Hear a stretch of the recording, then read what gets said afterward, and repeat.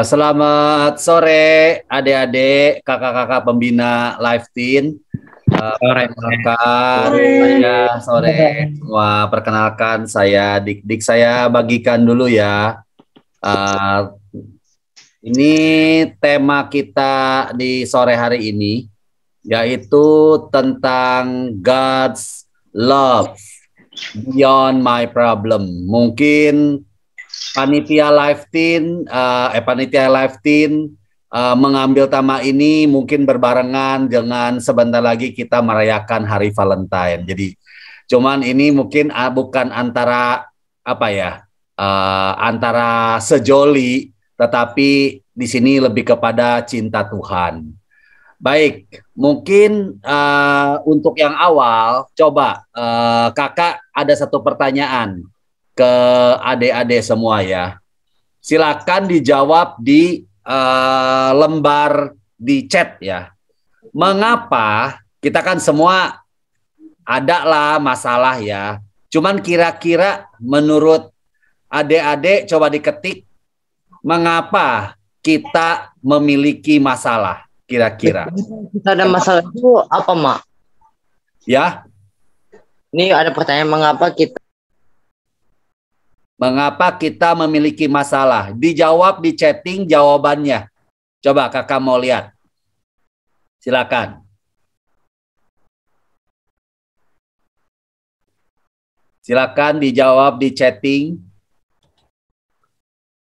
Belum ada yang jawab. Sok, silakan dipilih. Mengapa kita memiliki masalah? Karena Tuhan mau ingat terus, apalagi kalau mulai menjauh dari Tuhan, dari Kak Theo. Silakan yang lain. Mengapa kita memiliki masalah? Silakan diketik. Yang lain silakan, kakak-kakak pembina juga boleh jawab.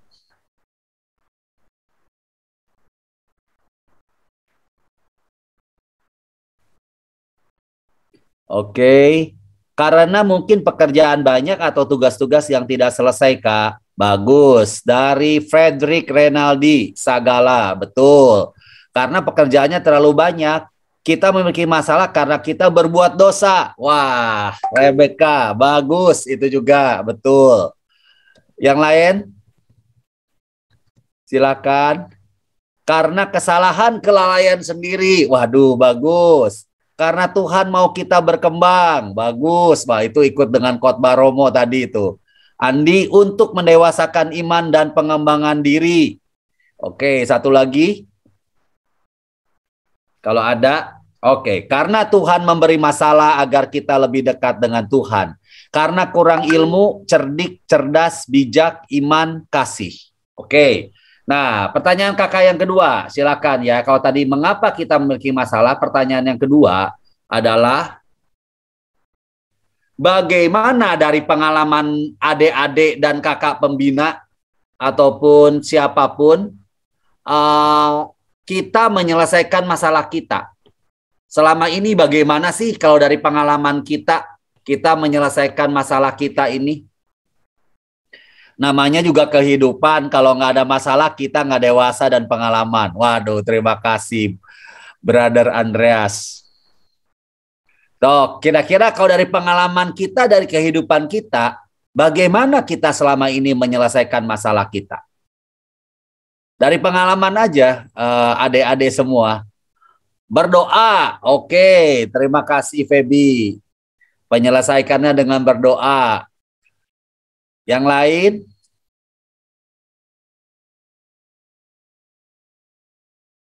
Sharing dengan orang tua, benar, dan teman, bagus tuh. Cari akar masalahnya. Dari Bro Theo, dari Bro Andi, berdoa dan sharing dengan orang terdekat, betul. Siap, ayo bagaimana? Berdoa sama Tuhan Yesus, ya bagus Adrian. Kita menyelesaikan masalah dengan meminta maaf dan mencoba menjadi lebih baik lain kali. Oke. Satu lagi.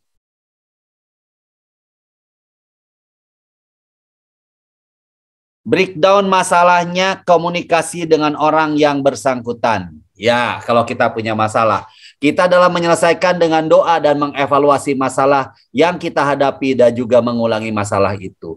Baik, adik-adik, jadi kalau kita perhatikan sebetulnya di dalam kehidupan kita, ketika kita ada masalah dan kita cara menyelesaikan masalah, kita perhatikan berbagai macam cara. Ada yang saya perhatiin atau kita baca sama-sama, ada yang melibatkan Tuhan.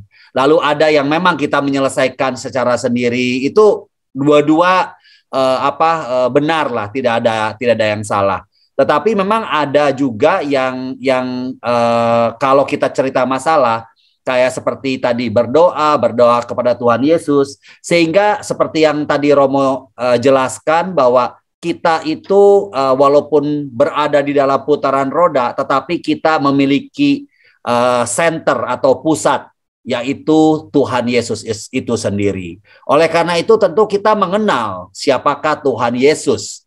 Nah, saya ingin mencoba bertanya kepada adik-adik, menurut adik-adik berdasarkan pengalaman, pertanyaan berikutnya adalah siapakah Yesus? Who is Jesus buat pribadi adik? Silakan dituliskin.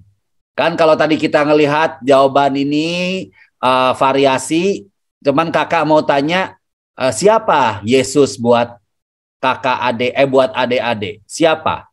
Silakan diketik.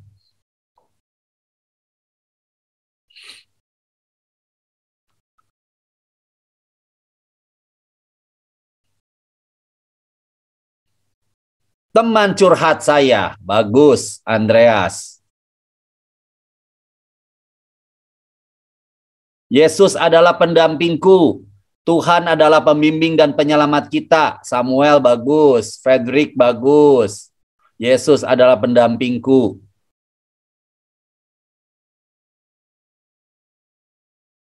Ada lagi? Yesus sahabat yang baik banget, asik banget. Oke. Kakak mau tanya ya, satu ya. Coba ke Andreas dulu. Ntar buka speakernya. Coba jelaskan kenapa Andreas menyebut Tuhan Yesus sebagai teman curhat. Bagaimana atau apa pengalaman Andreas yang menyebabkan Andreas bisa menjawab bahwa Yesus adalah teman curhat? Silakan Andreas jawab. Dibuka speakernya. Selamat sore Pak Didik. Sore Andreas. Bagi saya apa ya, kalau ada masalah kita kalau curhat ke Tuhan rasanya damai. Ya mungkin kita tidak bisa menyelesaikan suatu masalah, tapi kalau dengan curhat apapun ke Tuhan kita merasa damai.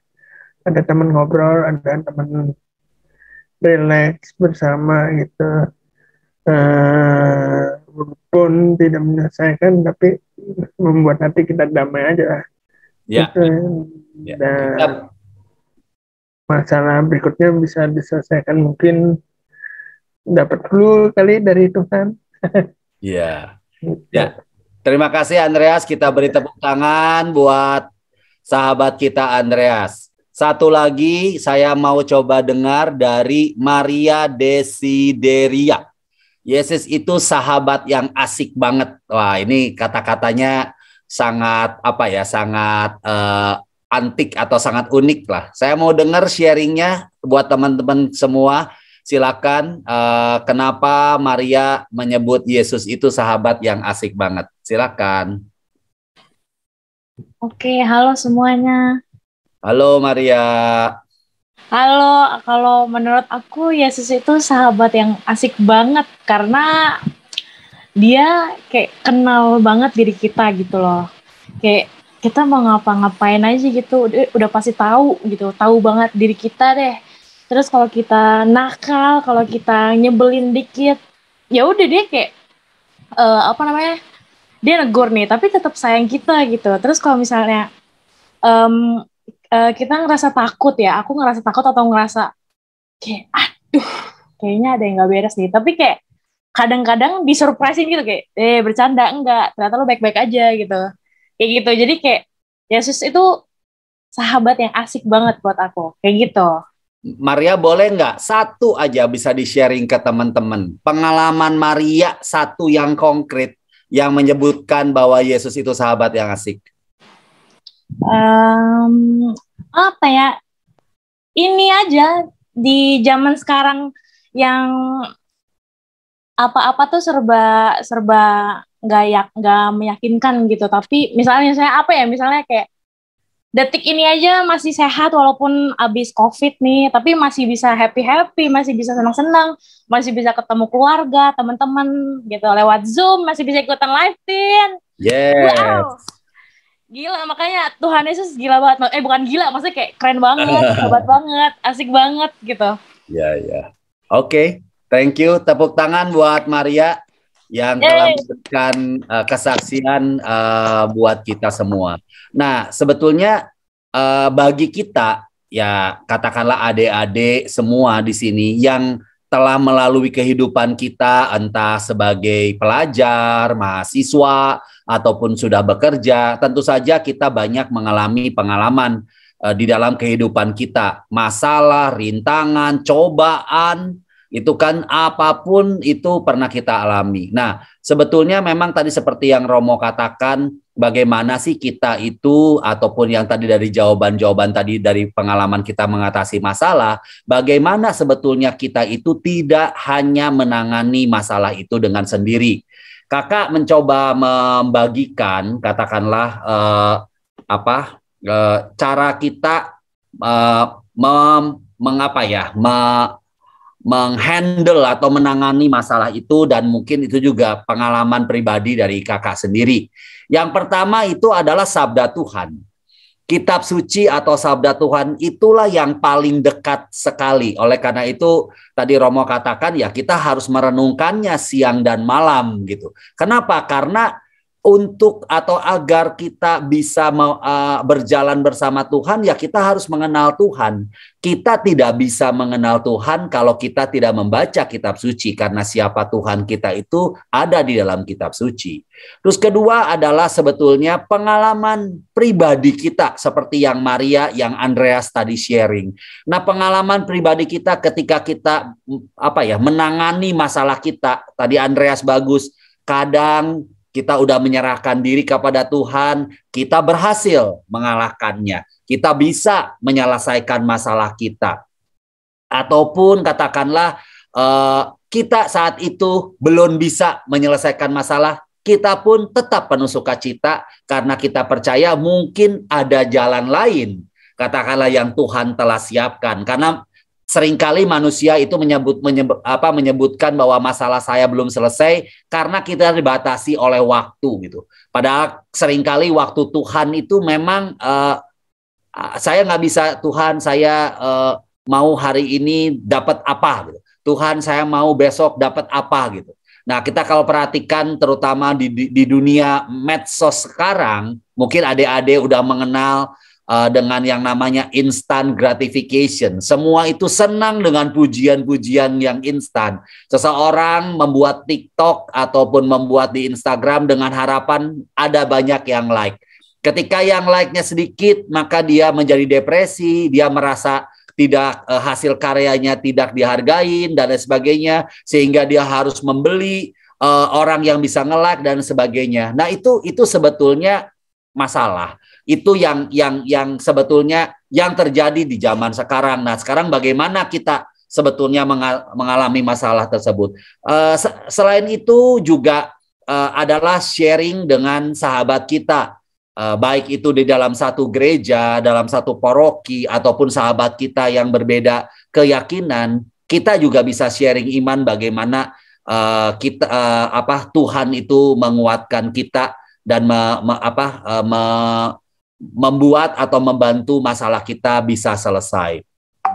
Nah, namun pada hari ini kakak akan bagi secara khusus adalah tentang ternyata di dalam kitab suci itu banyak sekali ayat-ayat yang menguatkan kita. yang menyebabkan kita ketika memiliki masalah, maka kita akan lebih tenang seperti yang tadi Andreas katakan. Apa-apa saja, yang pertama bahwa jangan pernah takut, kita tidak pernah sendirian. Kita selalu berjuang bersama Tuhan. Caranya gimana? Harus dari kita. Seperti yang dikatakan di dalam Roma 8 ayat 28. Kita tahu sekarang bahwa Allah turut bekerja dalam segala sesuatu yang mendatangkan kebaikan bagi mereka yang mengasihi Dia. Jadi kita di dalam kehidupan di dunia ini, adik-adik semua, tentu harus memiliki satu tujuan. Tujuannya misalnya, saya ingin hidup saya berarti. Atau hidup saya ingin mengasihi Tuhan dan mengasihi sesama. Jadi ada sesuatu yang berdampak bagi orang lain gitu. Enggak semata-mata pokoknya saya nanti mau sukses, nanti saya mau kaya, nanti saya mau ini, saya mau punya ini, punya itu. Semua cita-cita itu jangan berhenti sampai dengan apa yang saya dapat. Terutama kita sebagai orang Kristen. Tetapi sebetulnya kebaikan itu harus yang kita keluarkan bagi orang lain gitu. Bagi sesama, bagi orang tua, bagi keluarga, masyarakat, dan lain sebagainya. Makanya tadi disebutin di sini, dan pada saat kita memiliki cita-cita tersebut, Tuhan katakan bahwa Allah turut bekerja dalam segala sesuatu untuk mendatangkan kebaikan bagi mereka yang mengasihi Dia. Yaitu bagi mereka yang terpanggil sesuai dengan rencana Allah. Jadi jika kita memiliki tujuan, saya ingin sukses karena nanti suatu saat saya punya intensi tidak baik, maka intensi itu tidak baik dan kita akan memiliki masalah lah di perjalanannya. Tetapi apabila kita percaya bahwa Tuhan, saya nanti saya berdoa Tuhan, kalau bisa nanti saya setelah kerja mungkin 5 tahun atau 7 tahun setelah kerja saya bisa punya rumah sendiri, sehingga kalau nanti orang tua saya dari kampung datang ke sini, saya bisa orang tua saya bisa tinggal di tempat saya. Doa itu atau intensi itu atau cita-cita itu adalah cita-cita yang penuh kebaikan. Dan kita percaya ketika kita memiliki cita-cita seperti itu, maka dalam perjalanannya kita percaya Tuhan turut bekerja. Itu yang pertama. Nah, ayat ini yang katakanlah yang kakak pegang ketika kakak ingin memiliki sesuatu, cita-cita, keinginan, dan diyakinkan bahwa keinginan itu kembali lagi bukan untuk sendiri. Kita orang Kristen, Tuhan Yesus itu memberikan diri untuk sahabat-sahabatnya, untuk menyelamatkan umat manusia. Itulah kita sebagai pengikutnya. Yang kedua adalah persis seperti kakak barusan katakan, ikuti jejak Kristus. Karena kita ini kan sebetulnya adalah murid-muridnya. Kita itu adalah sahabat-sahabatnya. Dan dalam 1 Petrus 2 ayat 21 dikatakan, sebab untuk itulah kamu dipanggil. Kita semua pasti sebenarnya dipanggil Tuhan. Tinggal bagaimana sih kita menanggapi panggilan Tuhan. Panggilan Tuhan itu bisa saja tadi seperti kakak tadi yang nyanyi itu, Tuhan memberikan satu gift, satu karunia kepada kakak tadi untuk bisa bernyanyi. Sehingga dengan karunia itu kakak tadi ingin memuliakan Tuhan, ingin memuji Tuhan, mengajak kita bersama-sama memuji Tuhan. Sebab untuk itulah kamu dipanggil, karena Kristus pun telah menderita untuk kamu dan telah meninggalkan teladan bagimu supaya kamu mengikuti jejaknya. Jangan pernah takut dengan penderitaan, karena Tuhan Yesus pun menderita. Makanya kalau kita belajar baca di kitab suci, ketika Petrus ditanya oleh Tuhan Yesus, siapakah aku ini? Seperti kakak tadi, siapakah Yesus gitu kan? Dan siapa namanya? Petrus katakan, engkau adalah Mesias, anak Allah. Wah, bagus sekali. Petrus, engkau di atas batu karang ini akan kujadikan apa tuh namanya, kudirikan gerejaku dan umatku dan lain sebagainya. Tapi setelah itu Yesus menceritakan bahwa Yesus itu harus menderita, harus wafat, akan diserahkan kepada orang-orang untuk disiksa dan pada hari ketiga akan bangkit. Dan Petrus tidak bisa terima. Waduh, jangan ngomong gitu Tuhan, nggak mungkin Tuhan itu begitu. Nah, seringkali pikiran-pikiran kita ini katakanlah belum sync atau belum sama dengan apa yang sebetulnya Tuhan inginkan. Nah, oleh karena itu, apabila kita sekarang ada di sini dalam kita menjalani kehidupan ini dan kita memiliki masalah untuk mencapai kita dalam melakukan kebaikan, kembali lagi, maka ketika penderitaan itu diperoleh, jangan pernah takut.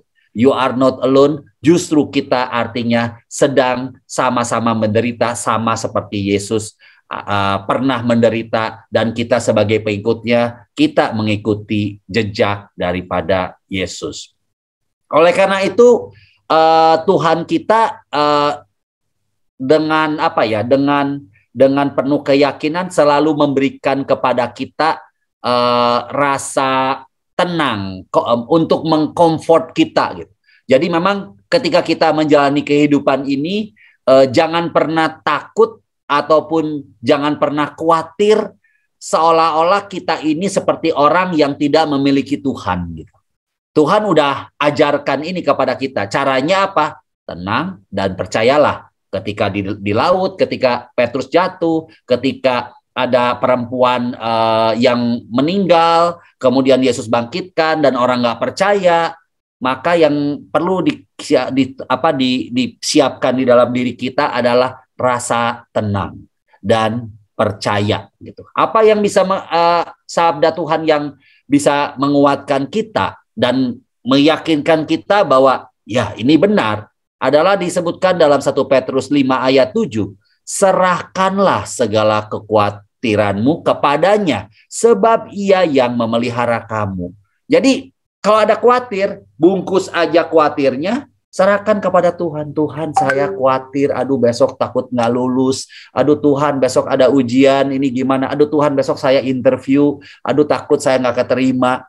Jangan pernah takut, tapi serahkan kekhawatiran ini. Tuhan, besok saya interview, saya percaya Engkau telah menyiapkan yang terbaik bagi kehidupan saya akan berusaha. Nah, ini berusaha juga penting, nanti dijelaskan di poin berikutnya lagi. Yang kedua, di dalam Yesaya 41 ayat 13 disebutkan, sebab aku ini Tuhan Allahmu, memegang tangan kananmu. Wah, ini luar biasa.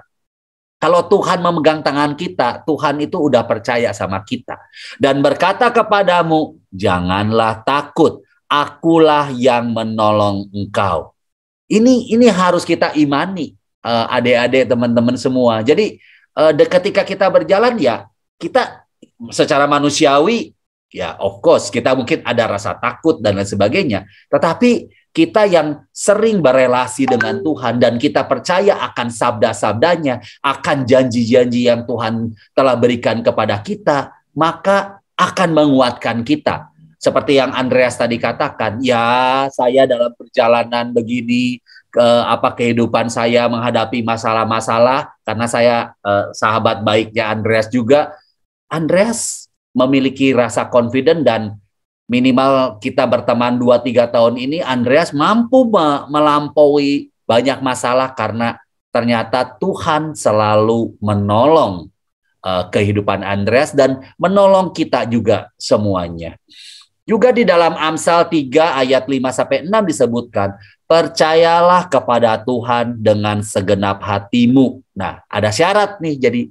Jadi jangan rasa itu percaya tapi ada keraguan gitu di dalam diri kita. Aduh, Tuhan bisa enggak ya gitu. Tidak bisa seperti itu. Seperti Bunda Maria katakan, aku ini hamba Tuhan, terjadilah padaku menurut kehendakmu. Menyerahkan diri seutuhnya kepada Tuhan, itulah ciri daripada orang-orang Kristiani. Dan janganlah bersandar kepada pengertianmu sendiri. Oh, ada masalah. Oh ya, takut. Jangan takut. Gua udah tahu deh. Gua ngerti deh mesti gimana gitu. Itu hati-hati. Bisa kepleset. Ketika kepleset terus makin jauh keplesetnya dan udah sangat dalam, baru kita mencari Tuhan, memohon kepada Tuhan, maka prosesnya mungkin akan semakin panjang gitu. Akuilah Dia. Nah, itu caranya. Dalam segala lakumu, maka Ia akan meluruskan jalanmu.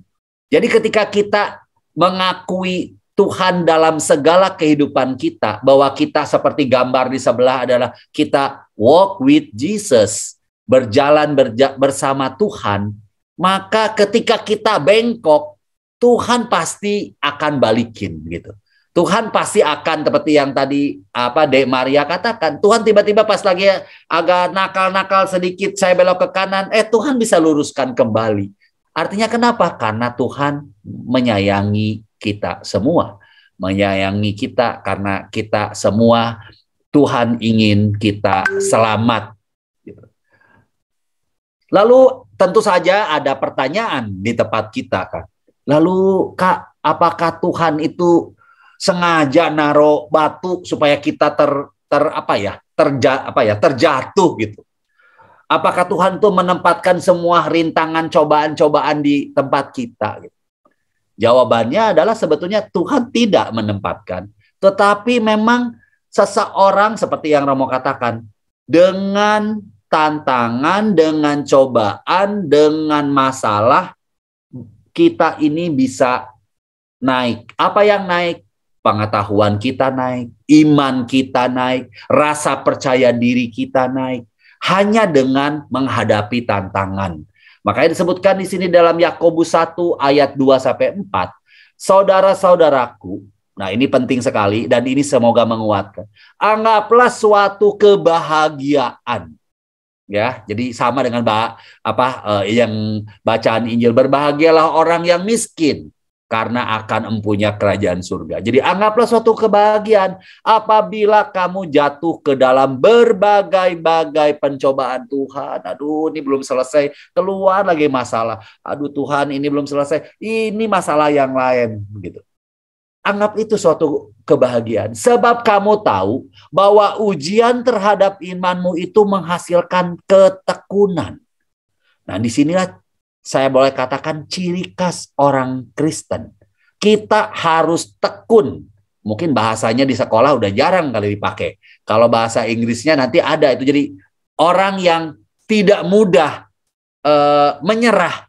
Dia terus tekun siang dan malam. Dia hadapin pelan-pelan dan dia selalu bawa Tuhan di dalam pekerjaan-pekerjaannya. Dan biarkanlah ketekunan itu memperoleh buah yang matang, supaya kamu menjadi sempurna dan utuh, dan tak kekurangan suatu apapun. Salah satu ciri ataupun nilai menjadi orang Kristen, orang Katolik itu adalah kesetiaan. Makanya Mother Teresa mengatakan, gak perlulah kita ini menjadi orang yang besar, orang yang sukses, cukup menjadi orang yang setia. Ternyata kata-kata setia itu, wah dalamnya itu banyak sekali perilaku-perilaku dari kita yang harus kita bangun. Bangun tidak dengan mudah, tetapi harus dengan tetesan air mata dan sebagainya. Kenapa? Karena seperti adik-adik, kakak-kakak semua, bahwa hidup kita ini kan perjalanan mendekat kepada Bapa. Ya, seperti saya sekarang mungkin dibanding 20 tahun lalu, dibanding 40 tahun yang lalu, perjalanan ini kita semakin memiliki waktu yang semakin pendek, semakin kita dekat dengan Tuhan. Oleh karena itu, kita harus memanfaatkan waktu yang Tuhan berikan. Caranya gimana? Caranya adalah bahwa apapun tantangan yang kita hadapin, apapun pencobaan yang kita hadapin, kita harus menghadapinya dengan penuh sukacita. Lalu pertanyaannya, kalau ada pencobaan, ada tantangan, apa yang harus kita lakukan? Banyak atau tidak sedikit manusia dari kita yang mencoba menghindari. Nah, kakak kasih tahu bahwa tantangan, cobaan itu harus dihadapin. Obatnya untuk itu adalah harus dihadapi. Kita belajar dari ketika bangsa Israel keluar dari tanah Mesir menuju tanah terjanji di padang gurun, ketika mereka bersungut-sungut, lalu Allah mengirimkan ular dan mereka dipatuk ular dan mati. Lalu bangsa Israel mengatakan kepada Musa, tolong bentaklah kepada Allah agar ular-ular itu dihilangkan. Lalu Allah berkata kepada Musa, oke, kamu bikin satu kayak tongkat, lalu atasnya kamu buat gambar ular. Nah, bingung kan kita? Kenapa? Lalu sebutkan, barang siapa memandang ular itu, maka ketika dipatok dia tidak akan mati. Ini sesuatu nih di kitab suci itu. Artinya kan yang masalah kan ular gitu. Kenapa Tuhan Allah memberikan kepada Musa perintah membuat tiang ular gitu. Walaupun kita tahu bahwa itu menggambarkan salib nanti kalau apabila kita belajar melihat dari perjanjian baru ya. Itu artinya bahwa masalah itu tidak bisa merengek-rengek terus mengatakan, aduh saya mau masalah ini hilang. Tidak bisa. Seperti yang Musa tadi, kita harus hadapin. Barang siapa memandang tiang ular itu, maka kalau dipatok dia tidak akan mati. Nah ini adik-adik teman-teman semuanya. Jadi dari pembelajaran semakin kita menghadapi masalah bersama Tuhan, semakin hidup kita pun dipersempurnakan, semakin iman kita pun bertumbuh, semakin kita pun akan semakin sering bersharing kepada teman-teman bahwa Tuhan telah menyelamatkan saya dari satu cerita ke cerita lain, dari satu pengalaman iman ke pengalaman iman yang lain, bagikan kepada yang lain. Kenapa? Karena mungkin teman-teman tersebut dia memerlukannya, dia memerlukan kekuatan dari sharing iman itu, sehingga itu pun yang sebetulnya kita jangan pernah takut akan rintangan yang di depan kita. Seperti yang tadi saya jelaskan, Tuhan mengizinkan pencobaan demi kebaikan. Bahkan Tuhan Yesus pun dicobai selama 40 hari di padang gurun. Dalam Yakobus 1 ayat 12 dikatakan, berbahagialah orang yang bertahan. Don't give up. Karena ciri orang Kristen adalah tahan. Dia gigit walaupun menghadapi masalah. Kalau orang-orang ketemu orang-orang yang udah senior, ya tantangan kehidupan saya percaya dengan Tuhan. Sepanjang Tuhan memberikan saya nafas hidup, saya akan terus bertahan dalam menjalani kehidupan ini bersama Tuhan. Itu ciri-ciri seseorang yang sudah senior memiliki iman yang sangat kuat karena udah menghadapi begitu banyak tantangan dan dalam kehidupan dan bersama Tuhan dia selalu melewatinya.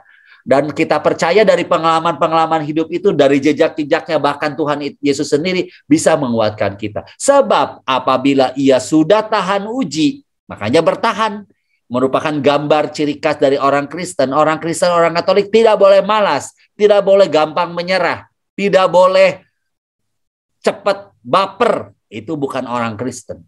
Ya, tapi kita harus tetap bertahan. Ia akan menerima mahkota kehidupan yang dijikan Allah kepada barang siapa yang mengasihi dia. Kembali lagi, semua masalah tantangan ini, kakak katakan, dalam rangka untuk kebaikan. Lalu bertanya, Kak, gimana kalau masalah itu dihadapi sama seorang yang katakanlah dia ketangkep karena sedang mengkonsumsi narkoba? Ya, itu bagian dari kehidupan yang salah yang diambil dan dia harus bertanggung jawab untuk bertanggung jawab terhadap konsekuensi atas perbuatannya. Nah, mungkin pada saat itu orang tersebut diberikan waktu oleh Tuhan untuk bisa berbalik. Kakak pernah pergi baksos lah, misa bareng ke salah satu penjara di Cipinang gitu. Yang tadinya kita datang ke sana ingin menghibur gitu ya saudara-saudari kita dengan kita misa, lalu kita melayani mereka. Tetapi ternyata ketika kita di sana, banyak dari mereka memberikan kesaksian tentang kehidupan mereka, bagaimana mereka salah mengambil keputusan, akhirnya jatuh, akhirnya masuk ke penjara. Tetapi di dalam penjara mereka katakan mereka hanya membawa kitab suci. Waktu begitu banyak di dalam penjara akhirnya mereka habiskan dengan membaca kitab suci. Setelah bulan, ada yang tahun mereka di penjara, sebelum mereka keluar, mereka memberi kesaksian yang ada adik-adik dan kakak-kakak semua. Saya yang ikut beserta beberapa komunitas yang ikut, itu justru kita yang merasa dikuatkan. Kenapa? Karena mereka benar-benar sudah berada di bottom, dan mereka benar-benar mengandalkan Tuhan, mengandalkan untuk bisa, Tuhan saya udah tidak bisa kepada siapa-siapa lagi. Saya ini berada udah benar-benar at the bottom of my life. Hanya kepada Tuhan nih saya mengandalkan hidupku. Dan ternyata kehidupannya bisa berbalik dan bisa katakanlah sebelum keluar dari penjara dia ingin hidup lebih baik dan punya semangat hidup gitu. Ada ciri yang tadi yang kakak katakan tentang perseverance, tentang ketekunan. Ini mungkin ini harus dimiliki, termasuk oleh adik-adik di zaman modern sekarang. Jangan pernah mencari sesuatu yang memberikan instan. Tidak. Di dunia ini tidak bisa seperti itu. Di dunia ini kita harus membuat suatu karakter yang bisa terbangun dari ketekunan, dari bagaimana kita menghadapi masalah. Nah, sebutkan sangat populer sekali ayat ini dalam Roma 5 ayat 3-5. Dan bukan hanya itu saja, kita malah bermegah dalam kesengsaraan kita. Tadi sebutkan berbahagia malah kalau ketika mendapat percobaan, kalau tadi. Ini malah bermegah. Karena kita tahu bahwa kesengsaraan itu menimbulkan ketekunan. Orang sengsara, katakanlah karena apapun, hidup kekurangan, serba miskin. Tapi dia pasti bangun lebih pagi-pagi. Zaman kakak dulu masih anak kos lah, katakanlah di Jakarta. Umur 17, katakanlah 18, pas masuk SMA ataupun masuk kuliah pertama, itu tiap hari kakak ikut misa tiap hari. Terus kalau kakak cerita ke anak, sekarang udah anaknya udah besar. Tapi kenapa dulu waktu SMA atau kuliah itu papi harus misa tiap hari? Ya, saya katakan karena saya nggak punya apa-apa. Di dompet hanya uang Rp5.000. Lalu kepada siapa lagi saya harus memegang selain kepada Tuhan? Nah, selain itu juga bahwa keadaan kita itu mau nggak mau jadi bangun pagi, pergi misa, mohon kepada Tuhan, baru pergi ke kampus, terus ngatur makan sebagai makan supaya makan dengan uang yang terbatas bisa kenyang. Timbullah suatu ketekunan. Ketika adik-adik ini tekun, maka kita bisa ada tahan uji, tahan banting hidupnya. Nggak gampang frustasi, nggak gampang baperan. Nah, setelah tahan uji akan menimbulkan pengharapan. Karena setiapnya, oh nggak apa-apa, saya percaya kok. Dari beberapa kali pengalaman-pengalaman kehidupan, Tuhan ternyata memberikan suatu jawaban yang indah pada waktunya. Dan dari pengalaman-pengalaman kecil itu, adik-adik semuanya, bahwa dan dari kita ketika tahan dan tekun, dan ada pengharapan, dan pengharapan itu tidak mengecewakan. Karena, nah kenapa? Karena kasih Allah telah dicurahkan dalam hati kita oleh Roh Kudus yang telah dikaruniakan kepada kita. Ketika adik-adik semua memiliki satu pengharapan, maka kita artinya masih bisa melihat satu terang di ujung lorong yang gelap itu. Itu yang sebetulnya kita harus bangun dan kita harus percaya tanamkan di dalam diri kita. Walaupun di dalam kegelapan, ya kita perlu ketekunan dan kita bisa tahan uji dan kita pasti memiliki satu hope. Dan seperti Rasul Paulus katakan, pengharapan adalah satu daripada 3 dari pilar iman, harapan, dan kasih. Oleh karena itu, gunakan itu atau manfaatkan itu agar kita benar-benar menjadi seorang Kristen yang sejati.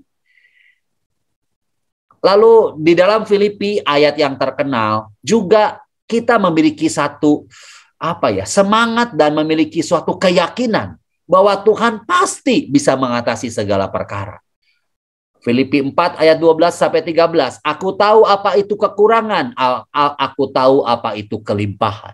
Dalam segala hal, dalam segala perkara tidak ada sesuatu yang merupakan rahasia bagiku. Baik dalam hal kenyang maupun dalam hal kelaparan. Kenapa? Karena Rasul Paulus pun mengalaminya. Baik dalam hal kelimpahan maupun dalam hal kekurangan. Nah, yang terkenal di ayat 13 sebutkan, segala perkara, segala masalah kita dapat kutanggung di dalam Dia yang memberikan kekuatan kepadaku. Kita bawa, serahkan kepada Tuhan. Dan Tuhan pasti memberikan kekuatan kepada kita agar kita bisa menjalaninya, adik-adik semuanya. Dan ingat bahwa di dalam Yohanes 16 ayat 33, semuanya ini kukatakan kepadamu supaya kamu beroleh damai sejahtera dalam aku. Itulah akhirnya. Ketika adik menghadapi, udah melewati kuliah, SMA, kuliah, bekerja, menikah, punya keluarga, punya anak, bagaimana sih kita menjalani kehidupan itu? Sebetulnya yang kita inginkan saat itu adalah damai sejahtera dalam Tuhan Yesus. Dalam dunia kamu menderita penganiayaan, tetapi kuatkanlah hatimu, aku telah mengalahkan dunia. Saya nggak ikut sama siapa-siapa, saya hanya mengikut kepada yang pernah mengalahkan dunia, yaitu Tuhan Yesus itu sendiri. Oleh karena itu kita harus percaya akan janji Allah yang disebutkan dalam 1 Petrus 5 ayat 10. Dan Allah sumber segala kasih karunia yang telah memanggil kamu dalam Kristus kepada kemuliaannya yang kekal. Jangan takut, akan melengkapi, akan meneguhkan, akan menguatkan, akan mengokohkan kamu sesudah kamu menderita seketika selamanya. Jadi jangan pernah takut sepanjang kita memang berjalan bersama Tuhan. Dan ingatlah yang terakhir bahwa di dalam Yosua ayat 1 sampai 9, bukankah telah kuperintahkan kepadamu, kuatkanlah dan teguhkanlah hatimu. Janganlah kecut dan tawar hati, sebab Tuhan Allahmu menyertai engkau kemanapun engkau pergi. Immanuel, Tuhan beserta kita.